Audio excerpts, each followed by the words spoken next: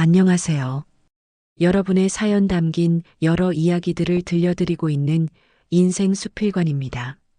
오늘 들려드릴 이야기는 제 이름으로 상가가 완공된 바로 그날 시어머니가 이제 마지막으로 같이 여행이나 가자고 말하며 제 손에 여권을 쥐어주던 순간부터 시작됩니다. 축하 대신 여행을 제안한 그 말은 효도처럼 들렸고 가족을 위한 배려처럼 보였죠. 하지만 공항에서부터 시작된 작은 어긋남들, 일정표에 없는 호텔 이름, 밤중에 들려온 전화 한 통은 이 여행이 단순한 휴식이 아니라는 걸 서서히 드러냈습니다. 그날 이후 저는 알게 되었습니다. 가족이라는 이름 아래에서도 누군가는 떠날 준비를 하고 누군가는 남길 준비를 한다는 사실을요. 마지막 반전까지 숨막히는 이야기를 끝까지 들어보세요. 구독과 좋아요, 알림 설정은 영상 제작에 큰 힘이 됩니다. 자, 그럼 오늘의 사연 함께 들어보시죠. 나는 수도권 외곽에서 살고 있는 53세 오미경입니다. 오래된 아파트 단지에서 남편과 조용히 살며 시장과 집을 오가던 평범한 사람이었죠. 몇 해 전부터 작은 상가 건물을 준비했고 그게 드디어 제 이름으로 완공되었습니다. 큰 욕심 없이 노후에 조금이나마 숨통이 트이길 바랐던 선택이었어요. 이 이야기는 제 지인이 그때 내 표정이 아직도 잊히지 않는다며 제게 소개해달라고 부탁해 정리한 사연입니다. 여러분은 이런 시어머니 어떨 것 같나요? 그리고 이런 며느리는 어떻게 해야 한다고 생각하시나요? 완공식 날 아침, 저는 새 옷을 꺼내 입었습니다. 몇 번을 망설이다가 고른 옷이었는데 막상 입고 나니 어색했습니다. 거울 속에 저는 기뻐 보이기도 했고 한편으로는 긴장한 얼굴이기도 했습니다. 괜히 튀지 말자는 생각이 먼저 들었기 때문입니다. 남편은 평소보다 말이 많았습니다. 당신 고생 많았어. 그 한마디에 저는 괜히 울컥했지만 그 감정을 오래 붙잡지는 않았습니다. 시어머니가 거실에 앉아 계셨기 때문입니다. 시어머니 한복래 여사는 78이었습니다. 젊은 시절부터 동네에서 단단한 분으로 통했고 집안의 일은 늘 시어머니 뜻대로 흘러갔습니다. 말수는 많지 않았지만 한마디 한마디에 힘이 실려 있었죠. 그날도 마찬가지였습니다. 상가 다 지었다며 그 말에는 축하보다 확인이 먼저 담겨 있었습니다.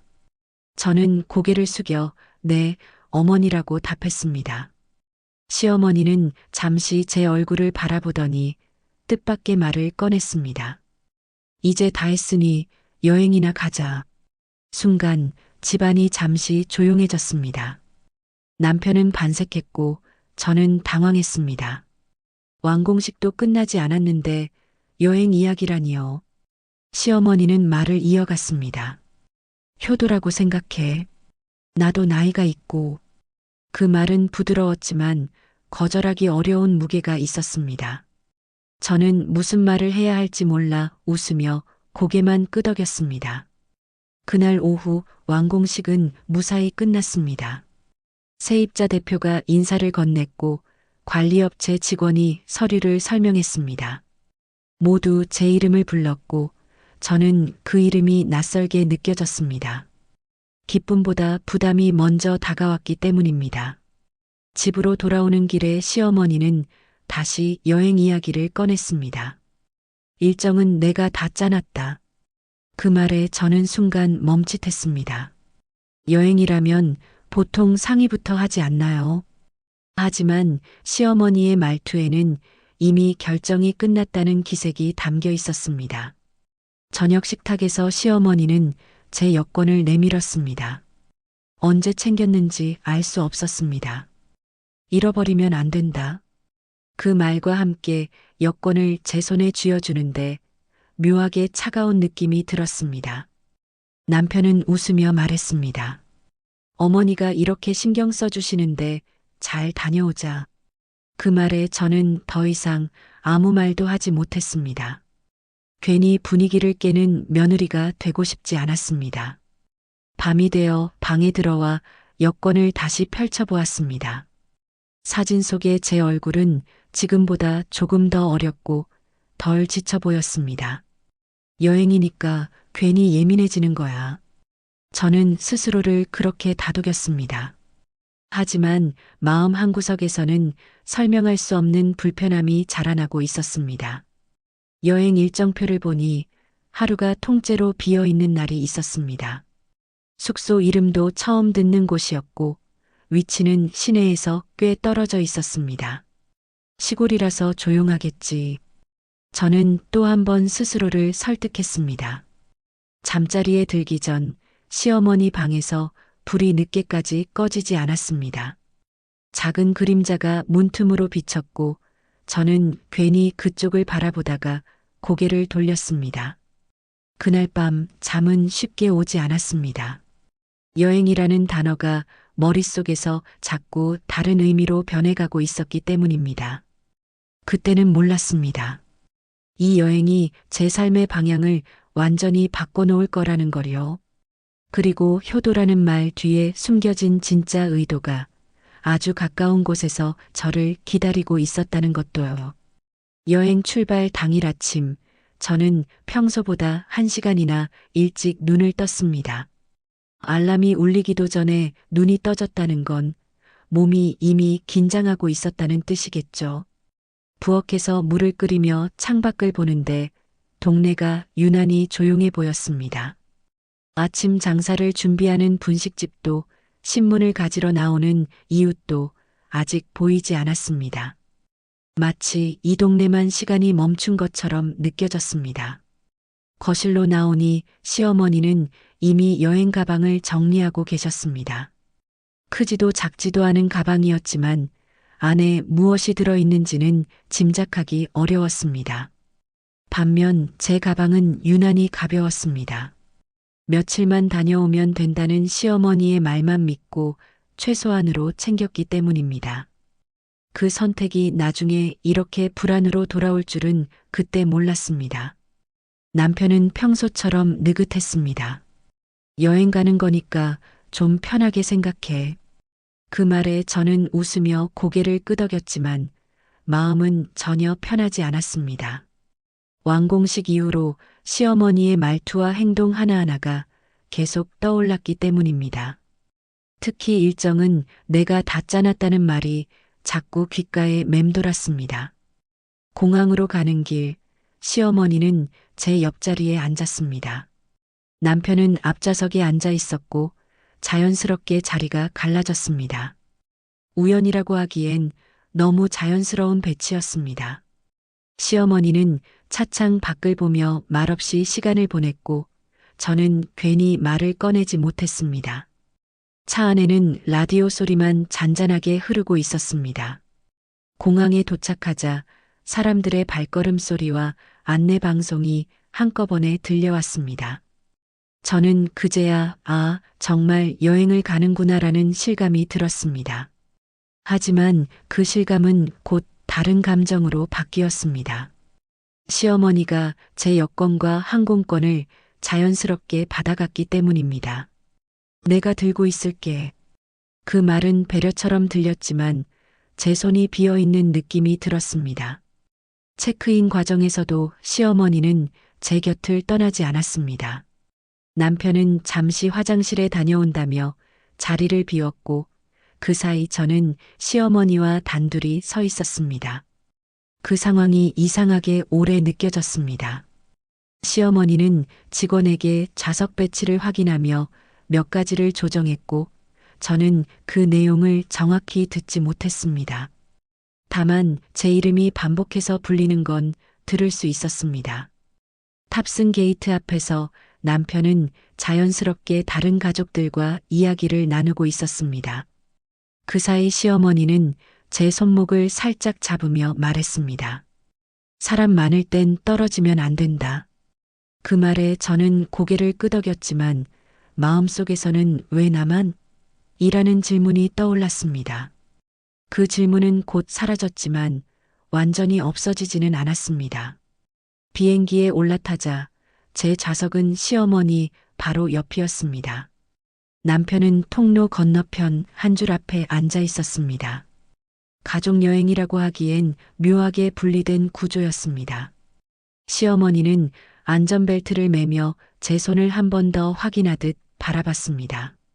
그 시선이 보호인지 점검인지 구분하기 어려웠습니다. 비행기가 이륙하자 시어머니는 제 가방을 열어 안을 살폈습니다. 약은 챙겼지? 저는 고개를 끄덕이며 가방 속 약통을 보여드렸습니다. 시어머니는 그 약통을 잠시 들여다보더니 다시 제 가방에 넣어 주었습니다. 그 짧은 행동이 이상하게 길게 느껴졌습니다. 기내식이 나왔을 때도 시어머니는 제 식판을 유심히 보았습니다. 속 불편하면 이건 먹지 마. 그 말에 저는 괜히 젓가락을 멈췄습니다. 평소에도 잔소리가 없는 분은 아니었지만 이 정도로 세세하게 신경 쓰지는 않았습니다. 저는 여행이라서 더 챙겨주시는 거겠지라고 스스로를 설득했습니다. 착륙을 앞두고 승무원이 안내방송을 할 때 저는 창밖을 바라봤습니다. 낯선 도시의 불빛이 아래로 펼쳐지고 있었습니다. 그 풍경은 분명 여행의 시작을 알리는 장면이었지만 제 마음은 조금도 설레지 않았습니다. 오히려 이곳에 도착한 순간부터 제 일상이 더 멀어지는 느낌이 들었습니다. 공항을 빠져나와 숙소로 이동하는 차량 안에서도 시어머니는 제 옆에 앉았습니다. 운전기사는 시어머니와 익숙하게 인사를 나눴습니다. 예전에 오셨던 곳이죠? 그 말에 시어머니는 짧게 웃으며 고개를 끄덕였습니다. 그 순간 저는 이 여행이 즉흥적인 제안이 아니었다는 확신이 들었습니다. 숙소로 가는 길, 남편은 피곤하다며 잠들었고 저는 차창 밖을 보며 생각에 잠겼습니다. 언제부터 이 여행이 준비됐는지, 왜 나였는지, 왜 지금인지. 질문은 많았지만 답은 없었습니다. 다만 한 가지는 분명해졌습니다. 이 여행은 모두가 함께하는 여행이 아니라 저를 중심으로 짜인 일정이라는 사실이었습니다. 차가 숙소 앞에 멈췄을 때 저는 한 번 더 숨을 고르고 차에서 내렸습니다. 이제는 돌아갈 수 없는 지점에 와 있다는 느낌이 들었습니다. 그날부터 저는 이 여행을 기록하기로 마음먹었습니다. 혹시 모를 순간을 위해서가 아니라 제가 제 자신을 잃지 않기 위해서였습니다. 숙소에 도착했을 때는 이미 해가 기울고 있었습니다. 도심의 번화함과는 거리가 먼 곳이었고 주변에는 낮은 건물과 오래된 나무들만 보였습니다. 차에서 내리자 공기가 확 달라졌다는 게 느껴졌습니다.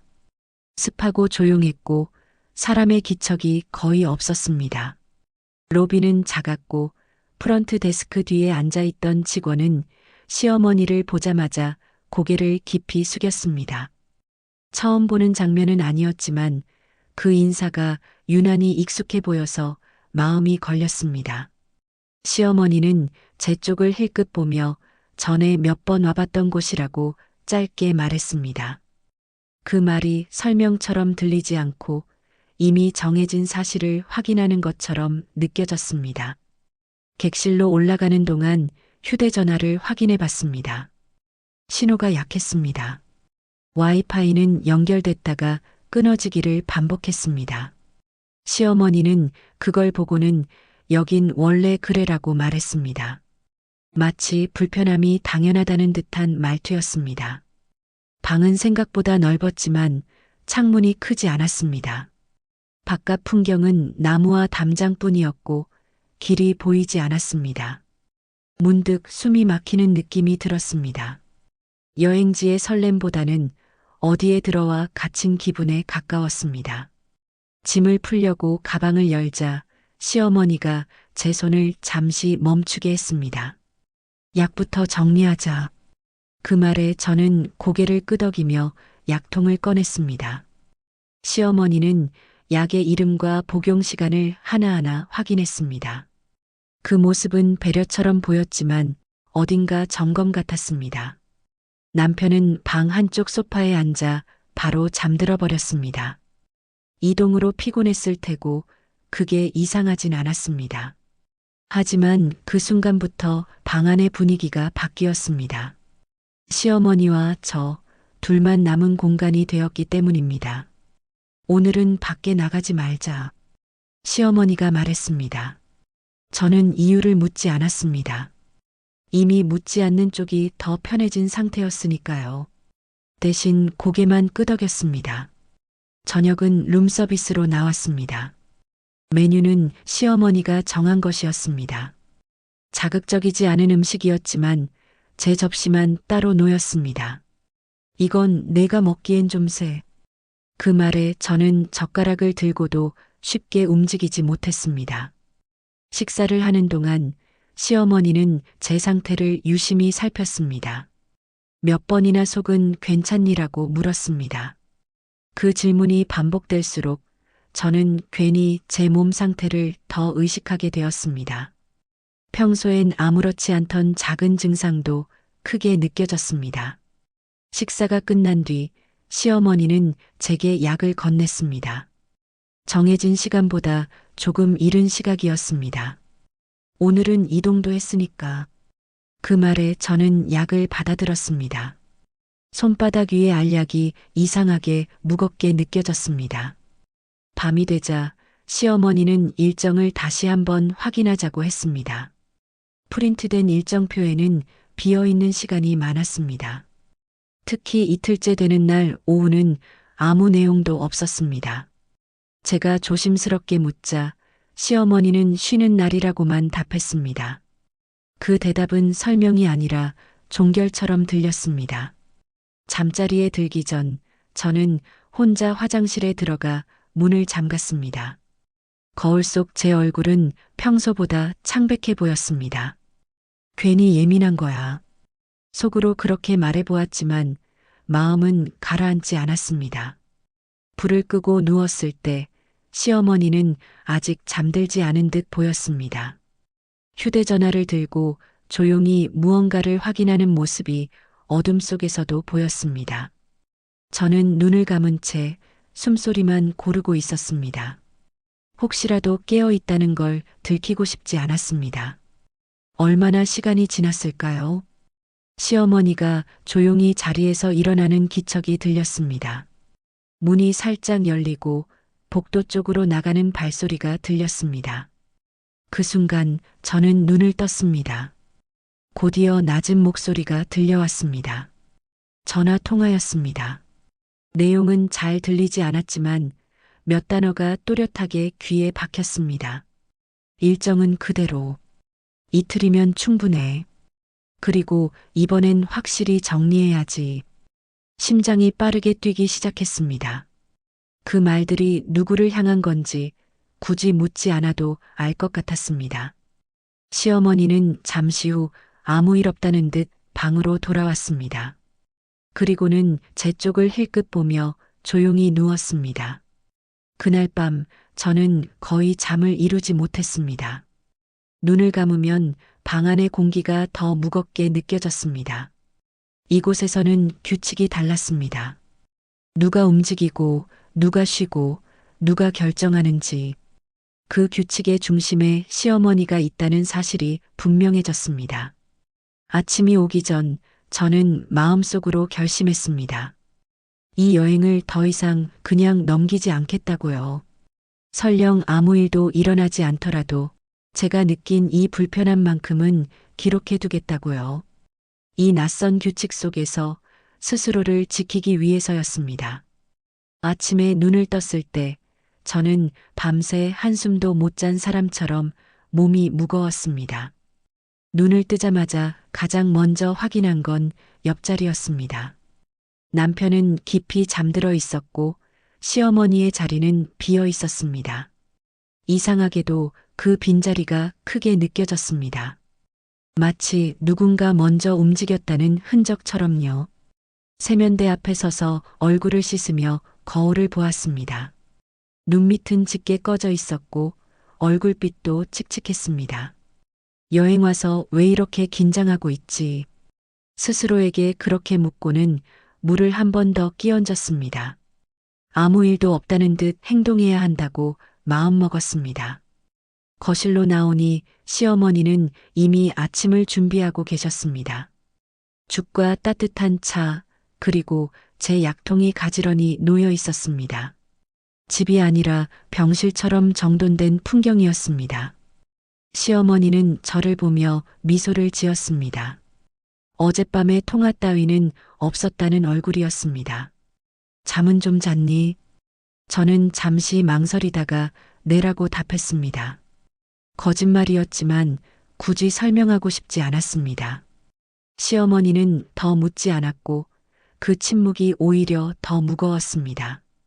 아침을 먹으며 시어머니는 오늘 일정을 설명했습니다. 근처 산책, 점심 후 휴식, 저녁은 숙소에서 어제 들었던 이야기와 크게 다르지 않았습니다. 다만 남편 일정만 빠져 있었습니다. 아들은 오전에 잠깐 볼 일이 있대. 그 말이 자연스럽게 흘러갔습니다. 남편은 식사를 마치자마자 외출 준비를 했습니다. 금방 올게. 그 말만 남긴 채 문을 나섰습니다. 여행지에서 혼자 나가는 모습이 낯설었지만 붙잡지 않았습니다. 문이 닫히는 소리가 유난히 크게 들렸습니다. 남편이 나가자 방 안의 공기가 달라졌습니다. 시어머니는 제 앞에 앉아 차를 따라 주었습니다. 여행 와서 너무 긴장하지 말고.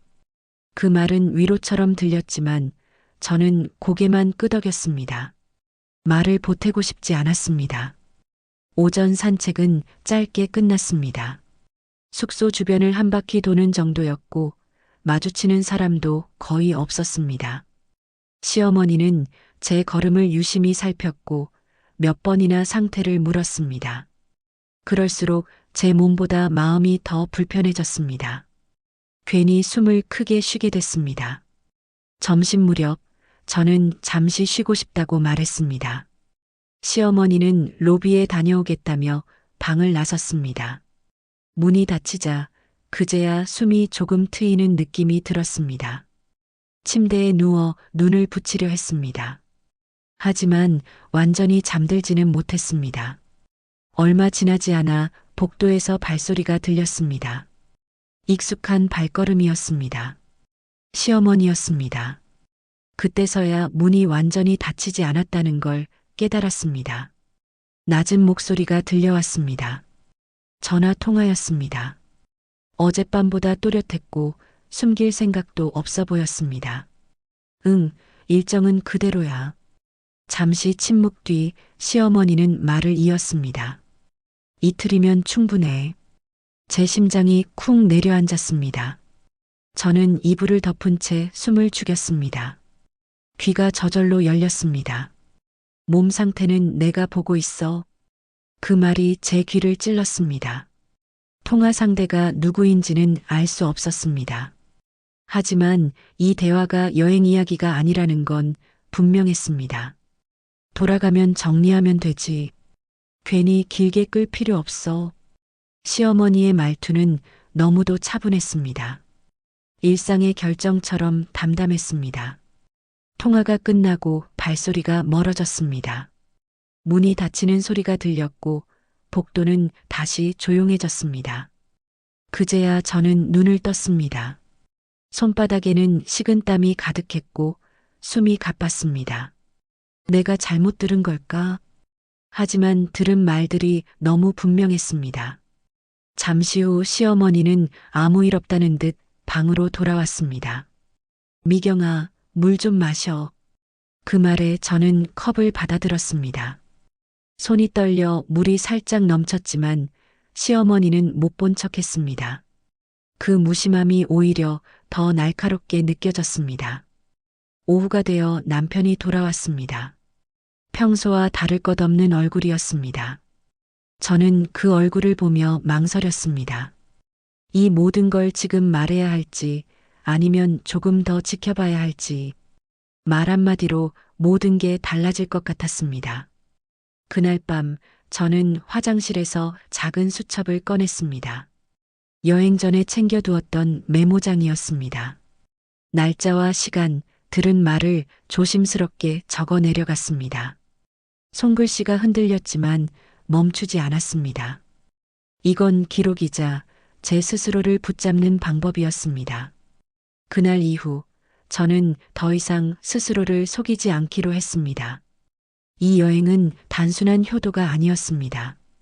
누군가는 이미 결론을 내리고 있었고 저는 그 결론 안에 들어가 있었습니다. 이제 저는 그 흐름에서 빠져나올 방법을 찾아야 했습니다. 그날 밤부터 제 몸이 이상해지기 시작했습니다. 잠자리에 들었는데도 잠이 오지 않았고 눈을 감으면 속이 울렁거렸습니다. 새벽녘에는 식은땀이 등을 타고 흘러 이불을 적셨습니다. 여행 와서 피곤해서 그렇다고 넘기기엔 증상이 너무 또렷했습니다. 아침에 일어나자 머리가 핑 돌았습니다. 침대에서 일어나려다 다시 주저앉았고 순간 눈앞이 캄캄해졌습니다. 괜찮아? 남편이 놀라 물었고 저는 괜히 웃으며 좀 어지럽네라고 말했습니다. 그 말을 하면서도 이 상황을 가볍게 넘기면 안 된다는 생각이 들었습니다. 시어머니는 이미 제 상태를 알고 있는 사람처럼 움직였습니다. 아침 식탁에 앉자마자 제 손목을 살짝 잡고 맥을 짚는 신용을 했습니다. 역시 피곤했나 보다. 그 말은 진단처럼 단정적이었습니다.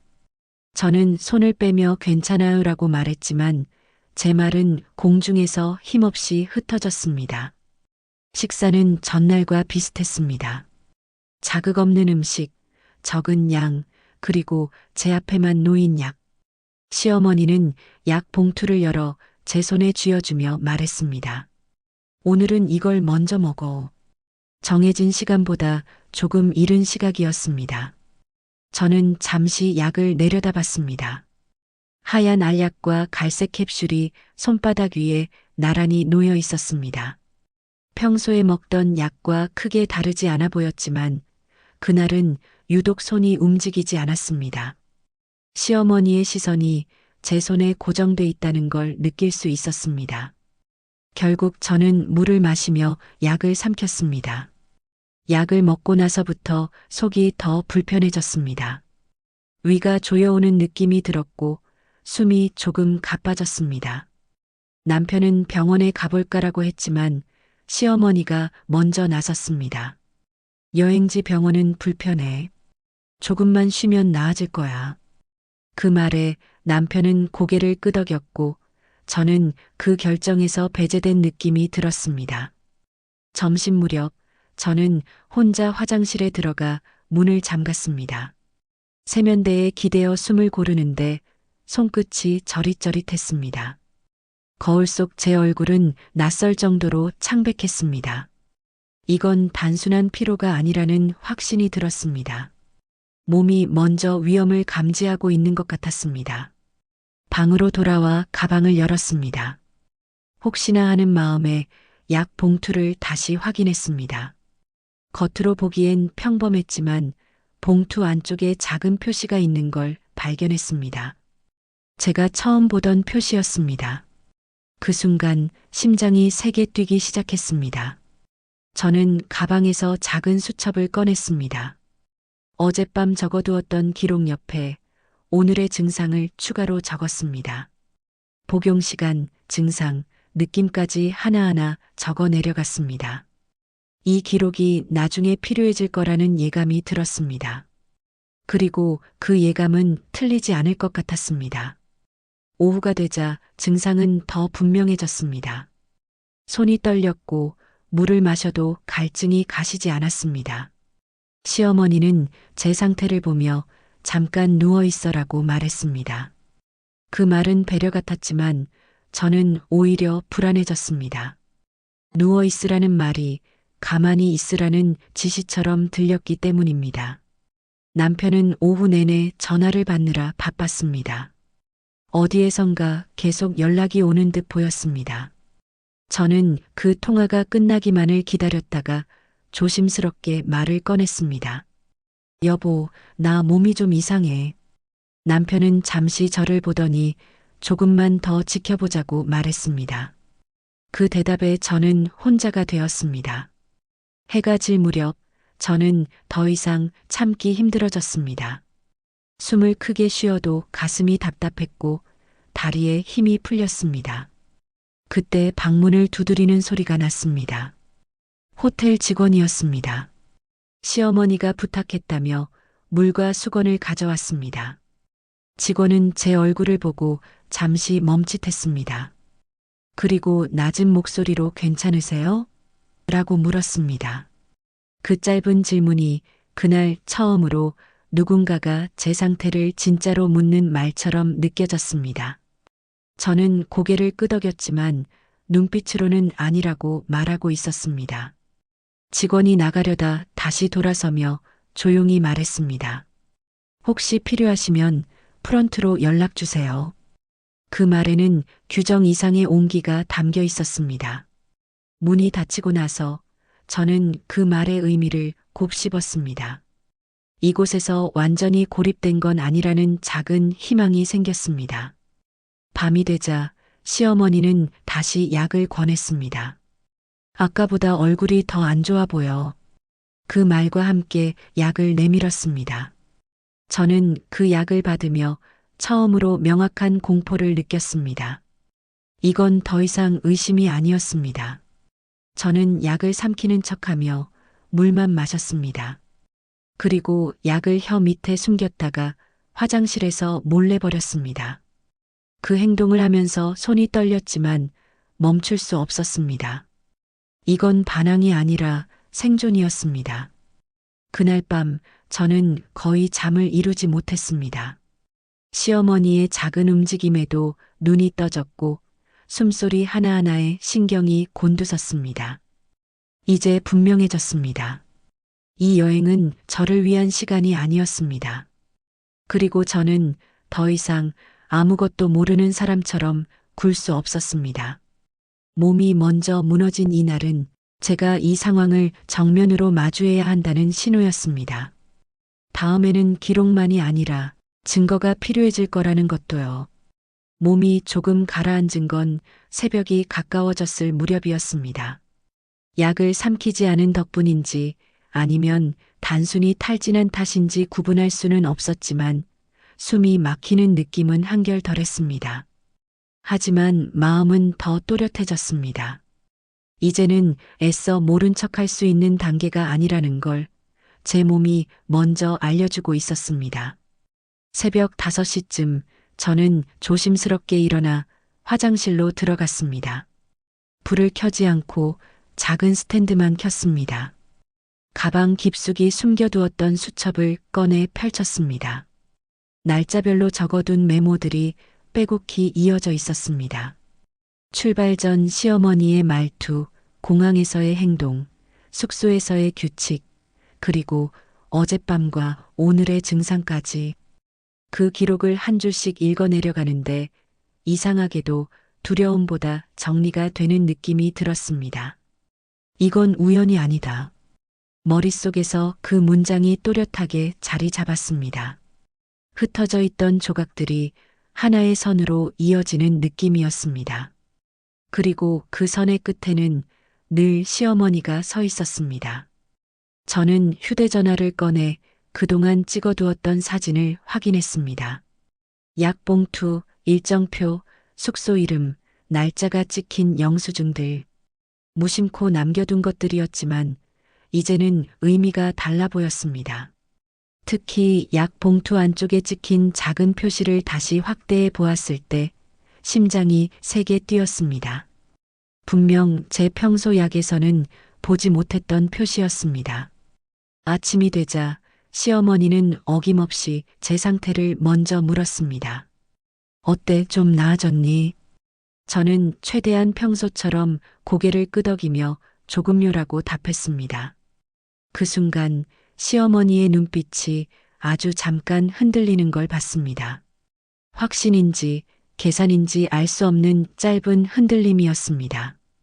남편은 여전히 상황을 깊이 들여다보지 못하고 있었습니다. 그래도 오늘은 좀 쉬자. 그 말에는 걱정도 있었지만 문제를 크게 만들고 싶지 않은 마음도 섞여 있었습니다. 저는 그 마음을 이해하면서도 이대로는 안 된다는 걸 알고 있었습니다. 아침 식사 후 시어머니가 잠시 자리를 비운 틈을 타 저는 호텔 로비로 내려갔습니다. 프런트 직원 중 어제 저를 유심히 보던 사람이 그 자리에 있었습니다. 저는 일부러 물을 마시다 흘린 척하며 말을 걸었습니다. 여기 병원 같은 곳이 근처에 있나요? 그 직원은 제 얼굴을 한 번 더 살피더니 조심스럽게 고개를 끄덕였습니다. 직원은 규정상 안내할 수 있는 범위 내에서 몇 가지 정보를 알려주었습니다. 그리고 마지막에 아주 작은 목소리로 덧붙였습니다. 필요하시면 저희가 도와드릴 수 있는 게 있을지도 몰라요. 그 말은 명확하지 않았지만 저는 그 안에 담긴 뜻을 알아들었습니다. 이곳에서 제가 완전히 혼자는 아니라는 뜻이었습니다. 방으로 돌아온 뒤 저는 남편에게 처음으로 구체적인 이야기를 꺼냈습니다. 어젯밤 들은 통화, 약의 이상함, 제 몸의 변화. 감정적인 표현은 최대한 빼고 사실 위주로 조심스럽게 설명했습니다. 남편은 처음엔 믿기 어려운 표정이었지만 제가 수첩과 사진을 보여주자 점점 말이 없어졌습니다. 이건 너무 과한 생각 아닐까? 남편의 말에는 아직도 망설임이 남아 있었습니다. 저는 그 말에 고개를 끄덕였습니다. 나도 그렇게 생각하고 싶어. 하지만 곧 이어 말했습니다. 그래도 만약을 생각해야 하지 않을까? 남편은 한참 동안 아무 말도 하지 않았습니다. 창밖을 바라보며 서 있던 그의 어깨가 조금 처져 보였습니다. 그제야 저는 알았습니다. 이 진실은 저 혼자만의 싸움이 아니라는 걸요. 남편 역시 받아들이는데 시간이 필요한 사람이라는 걸요. 그날 오후 저는 기록을 정리해 하나의 파일로 만들었습니다. 수첩의 내용을 사진으로 찍고 날짜 순으로 정리했습니다. 약 봉투와 일정표도 함께 묶었습니다. 혹시라도 이 기록이 사라질 경우를 대비해 프런트 직원의 도움으로 외부로 전송할 준비도 해두었습니다. 이 과정에서 제 마음은 이상할 만큼 차분해졌습니다. 공포는 여전했지만 방향 없는 두려움은 아니었습니다. 무엇을 지켜야 하고 무엇을 해야 하는지가 분명해졌기 때문입니다. 저는 더 이상 선택을 기다리는 사람이 아니었습니다. 저녁 무렵 시어머니는 다시 제 상태를 살피며 말했습니다. 내일 일정 조금 당겨야 할 것 같아. 그 말은 자연스러웠지만 저는 그 안에 담긴 조급함을 느꼈습니다. 계획이 예상대로 흘러가지 않고 있다는 신호처럼 보였습니다. 그날 밤 저는 침대에 누워 스스로에게 물었습니다. 지금 이 순간 내가 할 수 있는 가장 중요한 선택은 뭘까? 답은 의외로 단순했습니다. 살아남는 것, 그리고 이 일을 끝까지 기록으로 남기는 것. 그날 이후로 저는 더 이상 피해자가 되지 않기로 했습니다. 이 여행의 규칙을 따르는 사람이 아니라 그 규칙을 드러내는 사람이 되기로 마음먹었습니다. 진실은 아직 완전히 밝혀지지 않았지만 적어도 이제 저는 그 진실을 마주할 준비가 되어 있었습니다. 그날 밤 저는 거의 잠을 이루지 못했습니다. 눈을 감으면 시어머니의 목소리가 떠올랐고 눈을 뜨면 이 방에서 빠져나갈 방법만 생각났습니다. 침대 옆 시계를 보니 새벽 2시를 막 넘긴 시간이었습니다. 숨을 고르며 스스로에게 말했습니다. 이제는 피할 수 없다고요. 아침이 밝자 시어머니는 평소보다 일찍 움직였습니다. 제 상태를 살피는 것도 잊지 않았고 약 이야기도 다시 꺼냈습니다. 오늘은 일정이 조금 바뀔 거야. 그 말은 통보에 가까웠습니다. 저는 고개를 끄덕이며 아무 말도 하지 않았습니다. 이미 마음속에서는 다른 준비가 끝나 있었기 때문입니다. 아침 식사 후 저는 남편에게 조용히 말했습니다. 오늘은 어머니랑 셋이서 얘기 좀 해야겠어. 남편은 잠시 놀란 표정을 지었지만 제 얼굴을 보고 더 묻지 않았습니다. 그 표정에는 두려움과 각오가 함께 담겨 있었습니다. 이제 그도 어렴풋이 느끼고 있었던 겁니다. 이 여행이 평범하지 않다는 걸요. 시어머니는 로비 한쪽 테이블에 자리를 잡았습니다. 사람이 많지 않은 시간대였고 주변은 조용했습니다. 마치 이 순간을 위해 일부러 시간을 골라둔 것처럼 느껴졌습니다. 시어머니는 차를 한 모금 마시며 저를 바라봤습니다. 그 눈빛에는 여전히 흔들림이 없었습니다. 미경아, 얼굴이 많이 안 좋아 보인다. 그 말에 저는 담담하게 답했습니다. 그래서 오늘은 확실히 이야기하고 싶어요. 제 목소리는 생각보다 떨리지 않았습니다. 그 사실이 저 스스로도 놀라웠습니다. 잠시 정적이 흘렀습니다. 남편은 두 사람의 얼굴을 번갈아 보며 말없이 앉아 있었습니다. 그 침묵을 깨고 제가 먼저 말을 이었습니다.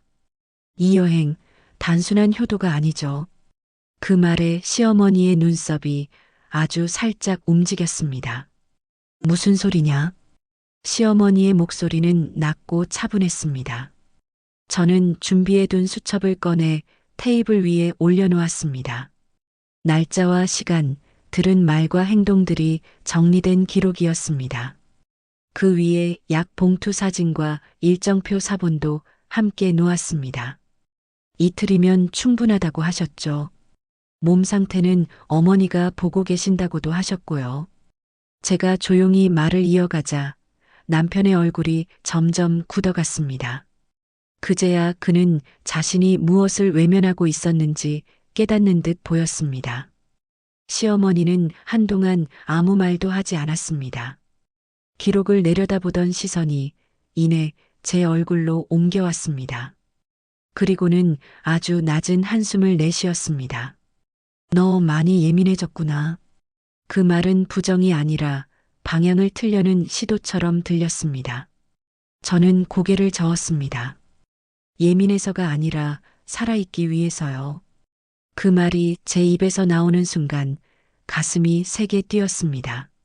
하지만 물러설 생각은 없었습니다.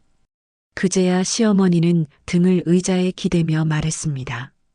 사람은 말이다, 때가 있다. 그 말에는 오랜 세월을 살아온 사람의 확신이 담겨 있었습니다.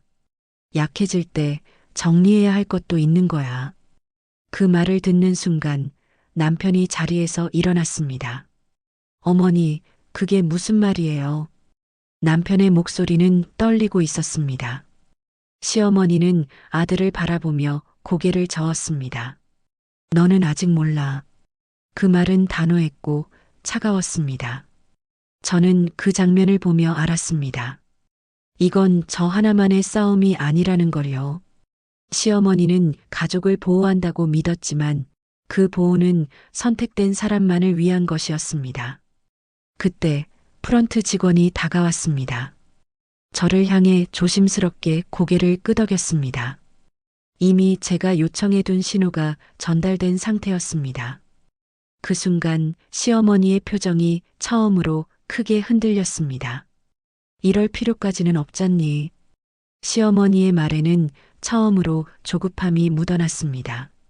저는 그 말을 듣고도 고개를 숙이지 않았습니다. 필요해요. 이제는요. 잠시 후 외부 인력이 도착했고 상황은 빠르게 정리되었습니다. 시어머니는 더 이상 말을 잇지 않았고 남편은 제 옆에 서서 끝까지 자리를 지켰습니다. 그 모습이 그날 제게는 가장 큰 위로였습니다. 모든 것이 마무리되는 동안 저는 이상하게도 울고 싶지 않았습니다. 분노도 슬픔도 있었지만 그보다 더 큰 감정은 안도감이었습니다. 적어도 이 순간만큼은 제가 제 삶의 선택권을 되찾았다는 확신이 있었기 때문입니다. 이 대면은 끝이 아니라 전환점이었습니다.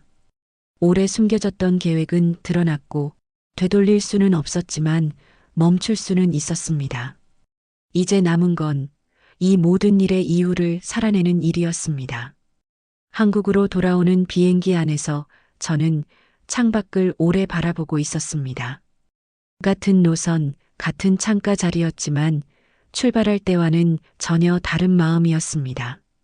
그때는 끌려간다는 느낌이 강했다면 지금은 스스로 돌아온다는 감각이 분명했습니다. 몸은 여전히 무겁고 피곤했지만 머릿속은 이상할 만큼 맑았습니다. 그 여행이 제 인생에서 무엇이었는지 이제는 또렷하게 알 수 있었기 때문입니다. 공항에 도착하자 익숙한 한국어 방송과 사람들의 소음이 귀에 들어왔습니다. 그 평범한 소리들이 그날따라 유난히 안정감을 줬습니다. 누군가의 계획이 아니라 정해진 질서 속에 있다는 사실이 마음을 놓이게 했습니다. 남편은 말없이 제 옆에 서서 짐을 챙겼습니다. 그 침묵은 이전과 달리 무겁지 않았습니다. 집에 도착한 날 저는 그대로 잠들었습니다. 정신을 붙잡고 버티던 시간이 끝났다는 신호처럼 몸이 먼저 반응했습니다. 눈을 떴을 때는 다음 날 아침이었고 창밖에서는 아이들 등교 소리가 들렸습니다. 그 소리를 들으며 저는 처음으로 실감했습니다. 아, 정말 돌아왔구나 하고요. 부엌에서 물을 끓이며 손을 바라봤습니다. 그 손으로 저는 그날 밤 약을 쥐고도 삼키지 않았습니다. 그 선택 하나가 지금의 저를 여기까지 데려왔다는 생각이 들었습니다. 그 사실이 벅차면서도 동시에 서늘했습니다. 조금만 달랐어도 이 장면은 없었을 테니까요. 며칠 뒤 저는 병원을 찾았습니다. 의사는 제가 복용했던 약 목록을 보고 잠시 말을 잇지 못했습니다. 이 조합은 장기간 복용하면 위험할 수 있어요. 그 한마디가 그동안의 모든 불안을 설명해 주는 것 같았습니다. 저는 고개를 끄덕이며 조용히 숨을 내쉬었습니다. 집으로 돌아오는 길에 남편이 입을 열었습니다. 그때 왜 나한테 바로 말 안 했어? 책임을 묻는 말이 아니라 후회를 담은 목소리였습니다. 저는 잠시 생각하다가 답했습니다. 당신이 믿지 않을까 봐서가 아니라 나조차 확신이 없었어. 그 말에 남편은 아무 말도 하지 않았습니다. 다만 운전대를 잡은 손에 힘이 들어갔습니다. 그 모습에서 저는 그도 이 일로부터 자유롭지 않다는 걸 느꼈습니다. 하지만 이제는 누군가를 설득하기보다 제 경계를 지키는 게 더 중요했습니다. 시어머니와의 관계는 완전히 달라졌습니다. 예전처럼 자주 연락하지도 왕래하지도 않습니다. 법적인 문제와 가족 간의 정리는 남편의 몫으로 남겨두었습니다. 저는 그 모든 과정에서 한 발 물러나 있기로 했습니다. 그건 회피가 아니라 제 삶을 지키기 위한 거리두기였습니다. 상가 건물에 다시 나갔을 때 관리인이 반갑게 인사를 건넸습니다. 요즘 안 보이셔서 걱정했어요. 그 말에 저는 짧게 웃으며 고개를 끄덕였습니다. 이곳은 여전히 바쁘게 돌아가고 있었고 저 역시 다시 제자리로 돌아와 있었습니다. 서류를 정리하며 저는 문득 깨달았습니다. 그 여행에서 제가 잃을 뻔했던 건 재산이나 체면이 아니라 제 판단력과 선택권이었다는 사실을요. 누군가 대신 결정해주는 삶은 편해 보일 수 있지만 그 끝은 결코 안전하지 않다는 걸 알게 됐습니다. 어느 날 밤 혼자 거실에 앉아 차를 마시며 생각했습니다. 만약 그때 약을 그대로 삼켰다면 어땠을까 하고요. 아마 저는 지금 이 이야기를 하고 있지 못했을지도 모릅니다. 그 생각에 등골이 서늘해졌지만 동시에 지금의 제가 더욱 소중해졌습니다. 이 이야기를 이렇게 남기는 이유는 단순합니다. 가족이라는 이름 아래에서도 절대 넘지 말아야 할 선이 있다는 걸 말하고 싶었습니다. 그리고 그 선을 지키는 건 결코 이기적인 선택이 아니라는 것도요. 지금 저는 여전히 같은 집에서 같은 일상을 살고 있습니다. 하지만 이전과는 분명히 다릅니다. 아프면 참지 않고 말하고 불편하면 웃으며 넘기지 않습니다. 제 몸과 마음에 대한 결정은 이제 제가 합니다. 여러분은 이런 상황에서 어떤 선택을 하셨을까요? 가족이 권한다는 이유만으로 여러분의 몸과 삶을 맡길 수 있을까요? 이 이야기가 누군가에게는 경고가 되고 누군가에게는 용기가 되기를 바라며 저는 이 기록을 여기서 마무리합니다.